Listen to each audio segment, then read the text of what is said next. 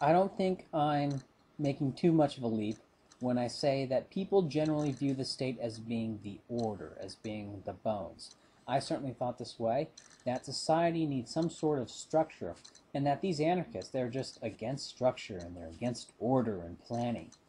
Because just think about all the times that the police have protected you when you're in danger, and about how safe you feel when you see a policeman in your rearview mirror or when a cop sits near you in a diner. I mean, it's a really good thing that that policeman's there to protect you from a potential gunman. And let's not forget about the structure that the legal system provides. I know that if someone does me wrong in a way that is illegal, I can rely on the state courts to resolve the dispute. All I have to do is go look up the laws, see that the person who did me wrong is in violation of it, gather some witnesses, perhaps, and then see a judge, and after a heated but one-sided trial, because remember, I'm in the right, I will get my restitution. It's funny, isn't it? It's a bad joke. If a man attacked you and you wanted some sort of restitution, would you even know where to begin? And on top of that, what are the laws? You have people studying just certain aspects of the law, like tax law, criminal law, copyright law, tort law, and I don't know what they all are. But you have people spending years studying just certain parts of the law. And there are contradictions in it, and it changes every year. But of course, ignorance of the law is no excuse. If people really spent time on it, I think that most people would recognize that they functionally live without access to the law right now. It is chaos. It is chaos right now. It is legal anarchy right now. And the reason the state is chaos is because it isn't governed by the discipline of free interaction. It doesn't pay the price for its own failings, and its services, if that's what you want to call them, are not the result of people wanting them. They don't have to provide any value. They just threaten to do bad things to you if you don't pay them their taxes. And of course, the threats are required. That's why you pay your taxes. But the state cannot exist on force alone. But that's a whole other topic, a whole other story that addressed in many other times in many other places. The state is a writhing mass of chaos. It's that formless black monster that's seen in the nightmares, and its formlessness is caused by it not being governed by reality.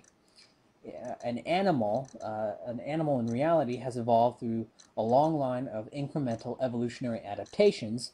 Its design was earned.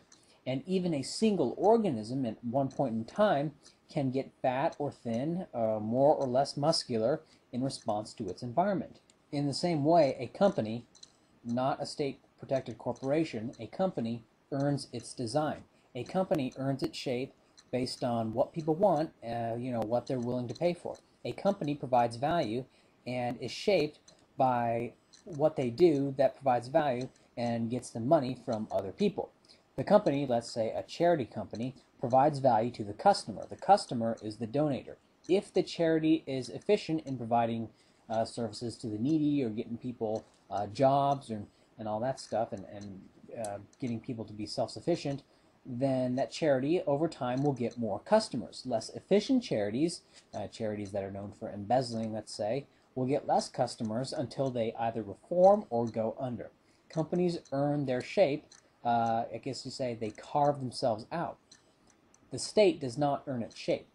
When the state takes money through force and starts its own charity, its own welfare scheme, its own social security scheme, what is going to carve that charity into its appropriate shape? Absolutely nothing. A state program is like an animal twisting and writhing in spasms, just barely clawing along. The muscle spasms occur because there's no reason they would have the right mixture of electrical impulses or glucose or whatever muscles use to work properly. There's no reason it would have the right mixture. It may, just by chance, but there's no reason for it. The only reason that that animal can barely function and scrape along is because it follows the basic model of other animals that actually did evolve. In the same way, state charities and state education camps can kind of scrape and claw by because they very roughly emulate the behavior of private charities and private education, although education less and less so. The central planners in the Soviet Union were able to plan production that was somewhat workable, and people weren't starving, because they had access to prices in other countries. And they could do a little bit of guesswork to determine how the Soviet Union would be different. And because they modeled price themselves off of the prices of other countries, Soviet resource allocation had some semblance of sanity. But without access to those prices, it would have spiraled, into sweet cup and cakes land. An analogy I like is that the state is like a cookie or a cake, and free human interaction is like vegetables. Vegetables are nutritious because they earned their shape. What about vitamins? Well, vitamins, which are created by archons, the humans, vitamins work passively well because they are modeled off of what other foods provide. They have access to the prices of other countries, or in this case, the vitamins have access to the nutrients in vegetables. And they model themselves roughly off the nutrients in other foods, and so they get by passively well. When a company fails, it goes away. It is no longer carved out. But a state entity doesn't go away, and so the failing organ just grows and grows into this hideous cancerous tumor until we end up with a $9 trillion debt. Normally, it would fail before we would ever see it get this bad, but with the state, we get to see the bizarre world of a company that isn't allowed to die. This is what the bailouts will do. They will allow cancerous companies that should have died to live on.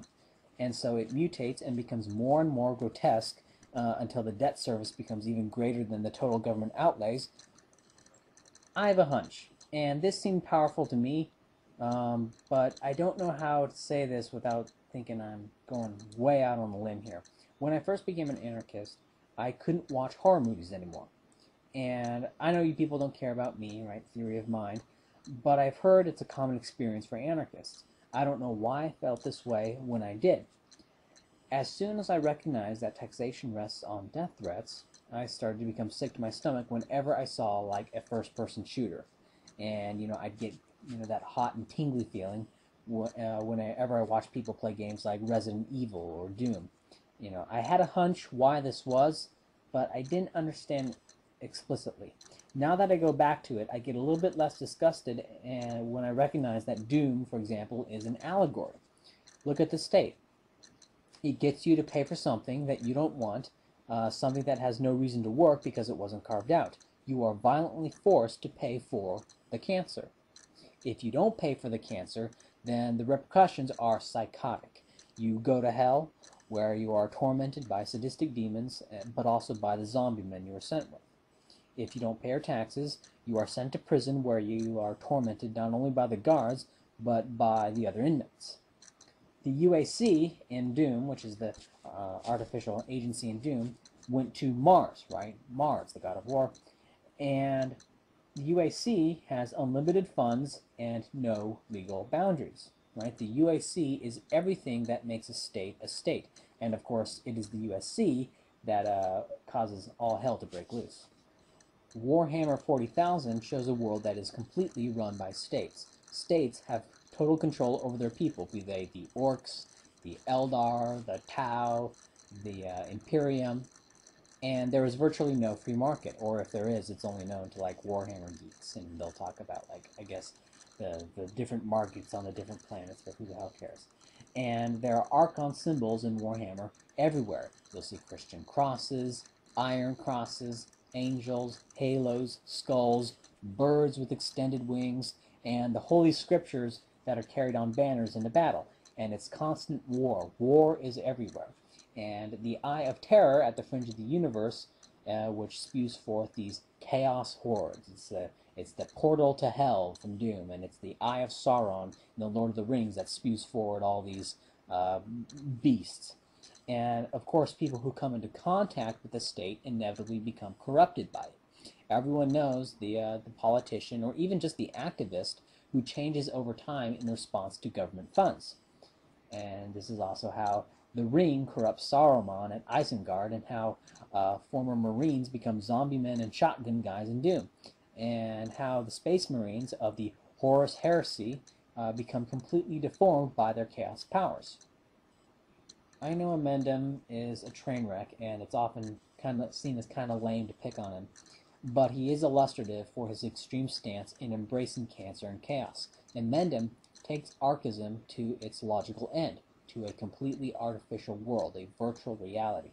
He wishes the entire world be consumed by nothing but chaos, and this chaos extends to his interpersonal relations. He demands respect and he demands order under him, and the result is chaos. Everyone is guilty of this kind of behavior to a certain extent, but very few people pursue it as a principle like Amendum does. And, keeps me from getting big-headed because I know I don't create any of these videos except for, like, the actual scripts and, like, the pictures. I don't create them. I discover them. And I discover that you already know that the state is chaos. It's why we have the same nightmares, for heaven's sake.